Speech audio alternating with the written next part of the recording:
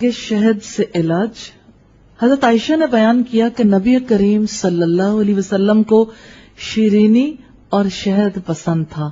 صحیح بخاری کی روایت ہے 5682 نمبر پر، جس سے ہمیں یہ پتہ چلتا ہے کہ رسول اللہ شہد سے محبت رکھتے تھے، اور شہد کے مشروب کے بارے میں تو ہم نے دیکھا یہ آپ کو بے حد پسند تھا۔ حضرت ابو ہریرہ سے روایت ہے رسول اللہ نے فرمایا جو شخص شہد چاٹ لیا کرے ہر مہینے میں 3 دن صبح کے وقت، اس کو کوئی بڑی آفت نہیں آئے گی، یعنی کوئی بڑی بیماری نہیں آئے گی۔ یہ روایت ابن ماجہ کی ہے 3450 نمبر پر۔ تو آپ دیکھیں یہ کتنی بڑی پیشین گوئی ہے کہ 3 دن صبح کے وقت جو مہینے میں 3 دن بھی اگر شہد یوز کر لیتا ہے تو بڑی بیماریوں سے محفوظ ہو جائے گا۔ اور ظاہر ہے روزانہ اگر استعمال کرنے کا کسی کو موقع ملتا ہے تو اللہ کی رحمت اور زیادہ ہوگی۔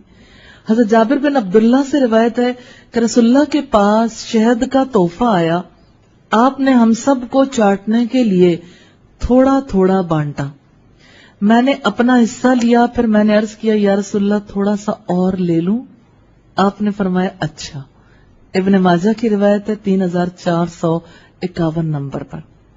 حضرت عبداللہ ابن مسعود سے روایت ہے کہ رسول اللہ نے فرمایا، یہ بہت اہم روایت ہے کہ علیکم بالشفاءین العسل والقرآن، لازم کر لو اپنے اوپر 2 شفاؤں کو، ایک شہد اور دوسرے قرآن۔